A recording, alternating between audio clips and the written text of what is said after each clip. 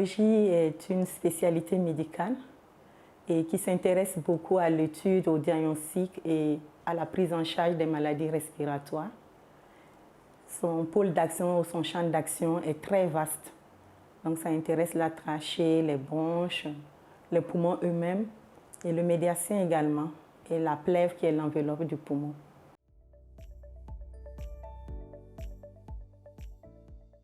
En milieu professionnel, il faut dire que la pulmonologie a un rôle de santé publique et un rôle de sécurité. Et l'appareil respiratoire est une des portes d'entrée des toxiques dans l'organisme. Et le pulmologue qui s'intéresse aux pathologies respiratoires travaille aussi en collaboration avec les cardiologues, avec les dermatologues, l'endocrinologue, le médecin interniste, l'oncologue, mais aussi avec le médecin du travail. Donc, ils travaillent en synergie étroite pour protéger la santé respiratoire des travailleurs. Et en milieu professionnel, prévenir la santé respiratoire du travailleur, c'est très important.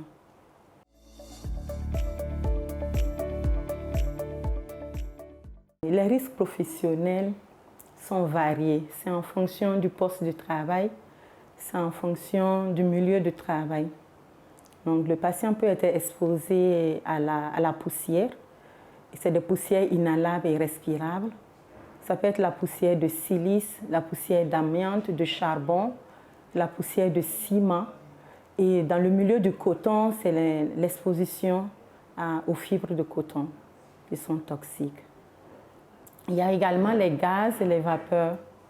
Donc, il y a également les toxiques, les infections virales, bactériennes, les champignons, les parasites aussi qui peuvent, en fonction du milieu professionnel. Nous avons aussi les solvants, donc l'inhalation de solvants et également de peinture, voilà.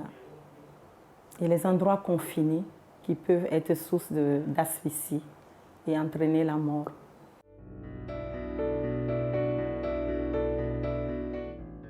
Il faut dire que tous les secteurs sont généralement concernés, mais les plus fréquents, c'est l'industrie minière. Et nous avons aussi l'industrie textile, les fibres de coton, agroalimentaire. Nous avons également la peinture, la teinture, et également l'exposition au niveau agricole, à la manipulation du foin, du compost. Voilà, c'est ce que je peux citer entre autres.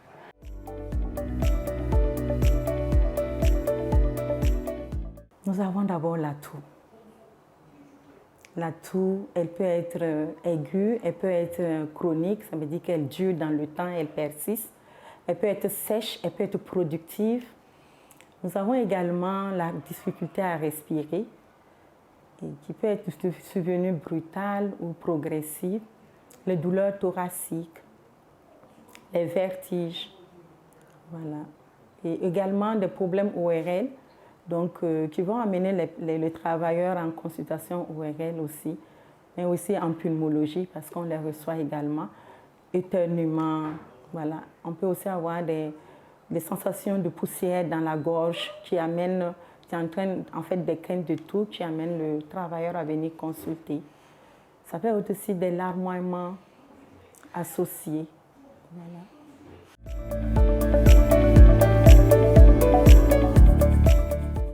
En parlant de mesures, il faut d'abord voir, il y a d'abord d'emblée le port de masques adaptés à la source d'exposition, à la profession. On a des masques simples, on peut aller aux masques FFP2, FFP3. On peut aussi aller porter les équipements de protection individuelle au niveau de la structure. Il faut aussi éviter le tabac, la consommation de cigarettes, de chicha, voilà, et d'autres drogues, voilà, qui peuvent aggraver l'état respiratoire du travailleur. Une alimentation saine et équilibrée, la pratique du sport. Voilà, ça c'est des mesures individuelles qu'on peut mettre en place, toutes simples, pour protéger le travailleur. Il faut aussi respecter les consignes de sécurité au niveau de poste de travail établi. Les consignes données par l'équipe de l'OST, à savoir les médecins du travail, les ingénieurs en santé et sécurité au travail, lors des visites de lieux de travail, les visites médicales d'embauche annuelles. Voilà, il faut respecter ces consignes-là.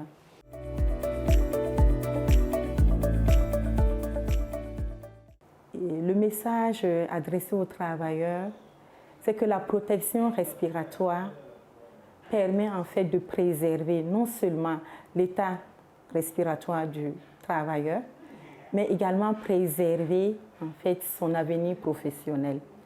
Donc, encourager les travailleurs à accepter, à accueillir les visites médicales d'embauche et à suivre les procédures.